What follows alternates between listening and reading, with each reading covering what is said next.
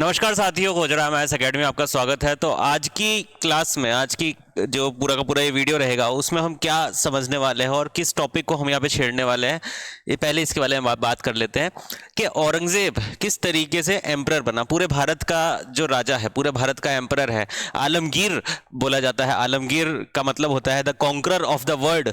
तो कैसे औरंगजेब जो है वो आलमगीर बना, या फिर कॉन्करर ऑफ द वर्ल्ड बना, या फिर पूरे भारत का शासक बना, इस बात को हम यहाँ पे डिस्कस करेंगे। और ये बड़ी ही इंटरेस्टिंग कहानी है और चार भाइयों की कहानी है, और ये चार भाइयों की कहानी हम यहाँ पे पढ़ने वाले हैं इस पर्टिकुलर क्लास के अंतर्गत।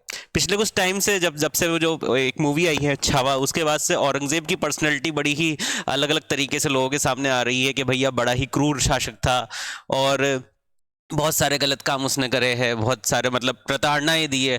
तो उनके बारे में हम ज़्यादा बात नहीं करेंगे। हमारा यहाँ पे मेन मुद्दा ये है कि भाई उससे पहले क्या हुआ था, किस तरीके से वो एक व्यक्ति जो एक राजकुमार था और एक पर्टिकुलर एरिया को लीड कर रहा था, एक पर्टिकुलर एरिया का मिलिट्री कमांडर था, वो किस तरीके से उस पूरे के पूरे भारत का राजा बन गया, उसको हम यहाँ पे डिस्कस करेंगे।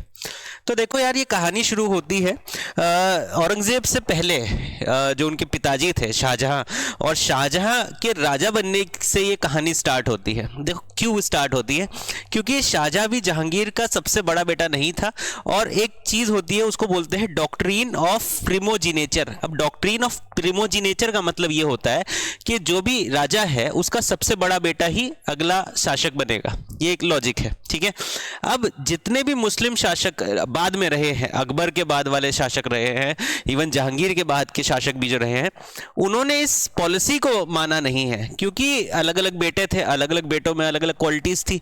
अब उनमें से जो ज्यादा स्ट्रांग रहेगा वो वहां पे राजा बन जाता था। सिमिलर काइंड ऑफ सिचुएशन हुई जब शाहजहां को राजा बनना था। शाहजहां सबसे बड़ा बेटा नहीं था, लेकिन कोर्ट में कॉन्फ्लिक्ट्स हुए उसके बाद, और कोर्ट में ज्यादा लोगों ने शाहजहां की तरफ वोट किया और फिर शाहजहां वहां पे राजा बना, ठीक है। अब उसके बाद में कहानी पहुंच जाती है कहां पर, 1658 के आसपास। 1658 के आसपास भारत का नक्शा कुछ ये पूरा हम देख पा रहे हैं। 1658 के आसपास एक प्रॉब्लम हो जाती है, जो अपने शाहजहां जी हैं इनको थोड़ी सी फूड पॉइजनिंग हो जाती है। फूड पॉइजनिंग हो गई तो ऑब्वियस सी बात है यार, पेट में गड़बड़ हो गई। अच्छा, इस टाइम पे उनके चार बेटे थे। चार बेटे भारत के चार अलग अलग एरियाज के ऊपर उन्होंने भेज रखा था कि यार तुम इधर जाओ और इधर की कमांडर बन जाओ और इधर की एरिया तुम संभाल लो। सबसे बड़ा बेटा था वो था दारा शिको। दारा शिको जो बेटा था वो जो शाहजहां था उनके साथ में ही रहता था, जो मतलब दिल्ली में वो रहता था दारा शिको। उसके बाद में जो उनका बेटा था वो था आपका दूसरा वाला, विच इज शाह शुजा। शाह शुजा को सबसे जबरदस्त और जहां पे रिवॉल्ट बहुत ज्यादा होते थे वहां पे भेजा गया था, जो कि एरिया था बंगाल। तीसरे नंबर का बेटा था औरंगजेब, जिनको डेक्कन में भेजा गया था। और चौथे नंबर के बेटे को कहाँ भेजा गया था, गुजरात में भेजा गया था, जो कि जिसका नाम था मुराद। तो ये चार भाइयों की कहानी है जो कि हम यहाँ पे पढ़ने वाले हैं। चार भाइयों के नाम आप यहाँ पे देख पा रहे हैं। एक हो गया दारा शिको, जो कि दिल्ली में बैठा हुआ है, किसके साथ, शाहजहां के साथ। बंगाल में शाह शुजा बैठा हुआ है, डेक्कन में औरंगजेब बैठा हुआ है, और गुजरात में मुराद बैठा हुआ है। ये चार लोग यहाँ पे स्थापित है और ये यहाँ के कमांडर बने हुए हैं अंडर शाहजहां, कि Shahjahan is the emperor right now. Okay, अब क्या कहानी होती है उसको यहाँ पे समझते हैं। फूड पॉइजनिंग हो जाती है किसको, शाहजहां को। 1658 के आसपास की बात है। अब फूड पॉइजनिंग हो गई तो भैया ये हो गया कि भाई वो अपने कोर्ट में जाके बैठे नहीं। 10 दिन हो गए अपने कोर्ट में जाके बैठे नहीं, उनकी तबीयत ज़्यादा खराब हो गई थी। अब ये जब खबर अलग अलग जगह पहुंची, गुजरात पहुंची, डेक्कन पहुंची और बंगाल में पहुंची, तो हर जगह खलबली सी मचने लग गई। खलबली इसलिए मचने लग गई कि यार बाकी लोग ये सोचने लगे कि भैया ये जो दारा शिको है ये ही यहाँ पे राजा बन जाएगा, क्योंकि जो हमारे जो राजा है वो तो मेरे हिसाब से जा चुके हैं, ठीक है। तो ये थॉट बाकी सबके दिमाग में आया, और जब ये थॉट बाकी लोगों के दिमाग में आया, बाकी भाइयों के दिमाग में आया, तो यार उनको लगा कि नहीं यार, राजा तो हमको बनना चाहिए। और यहाँ पर आगे बढ़ा कौन, औरंगजेब। और औरंगजेब ने आगे बढ़ के टीम अप करी किसके साथ, मुराद के साथ। औरंगजेब ने टीम अप करी किसके साथ, मुराद के साथ, और दिल्ली की तरफ चढ़ाई कर दी। अच्छा जी, अभी तक राजा जी जिंदा थे, ठीक है, ऐसा नहीं कि राजा जी मर गए थे, उनकी बस तबीयत खराब हुई थी, अपने कोर्ट में नहीं गए थे, लेकिन हलचल मच गई थी कि राजा जी जा चुके हैं और अगला राजा दारा शिको बनने वाला है। दारा शिको के बारे में बता दूं, he was very literate person education का अलग अलग भाषाएं जानते थे, और बहुत ज़्यादा बेहतरीन कमांडर नहीं थे, मिलिट्री कमांडर बहुत बेहतरीन नहीं थे। मिलिट्री कमांडर औरंगजेब इन सब में सबसे बढ़िया था, तभी तो डेक्कन भेजा हुआ था, क्योंकि डेक्कन भी ऐसी जगह थी जहां पर कंटिन्यूस रिवॉल्ट उस टाइम पे चल रहे थे। और Dara Shikoh was a literate man, literature का ध्यान रखते थे, ज्ञान बहुत था, और इसीलिए जो शाहजहाँ थे वो चाहते थे कि अगला राजा कौन बने, जो सबसे बड़ा बेटा है दारा शिकोह वही बने। लेकिन इनका प्लान कुछ और था। प्लान कुछ ऐसा हुआ कि औरंगजेब और मुराद ने मिलकर अटैक करना शुरू कर दिया, कहाँ पर, दिल्ली की तरफ। अब दिल्ली की तरफ अटैक करना शुरू कर दिया तो वहाँ पे कौन मिलेगा उनको? उनको मिलेगा दारा शिकोह। और दारा शिकोह उनको बीच में मिला कब? उनको मिला बीच में, कहाँ पर, इधर 15 अप्रैल 1658 के दिन बैटल हुई मुराद और औरंगजेब की आर्मी की, कंबाइंड आर्मी, और उनके अगेंस्ट से दारा शिकोह। और वो बैटल जो मुराद और औरंगजेब की आर्मी है ये काफ़ी आसानी से जीत गई थी, काफ़ी आसानी से ये बैटल को हरा दिया था और दारा शिकोह को हरा दिया। और दारा शिकोह फिर सिंध और मुल्तान की तरफ चले गए थे अपनी और सेना को लाने के लिए बेसिकली, और वहाँ से हेल्प मांगने के लिए। तो ये हुई पहली चीज़। और उसके बाद में दारा शिकोह ने थोड़ा सा अपना एरिया इकट्ठा किया, अपना लोगों को और प्रोत्साहित किया कि भैया तुम मेरे लिए लड़ो। और एक और बैटल हुई जो 15 अप्रैल 1658 वाली जो लड़ाई थी ये थी बैटल ऑफ धर्मावत।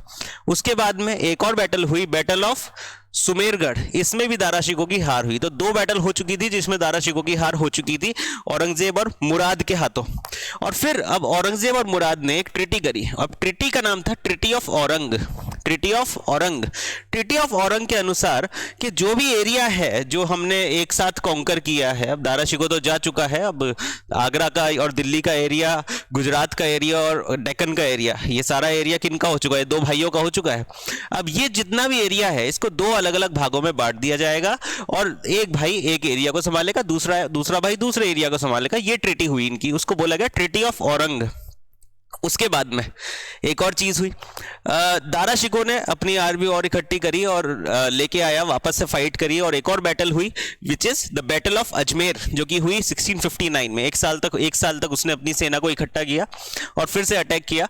लेकिन इसमें भी वो जो दारा शिकोह है ये बैटल हार गया था। जब दारा शिकोह बैटल हार गया तो एट लास्ट उसको कैदी बना लिया गया और दिल्ली में ही उसको मार दिया गया बेसिकली, और जनता के सामने ही मार दिया गया। और ये पहले भाई का एलिमिनेशन हो चुका था।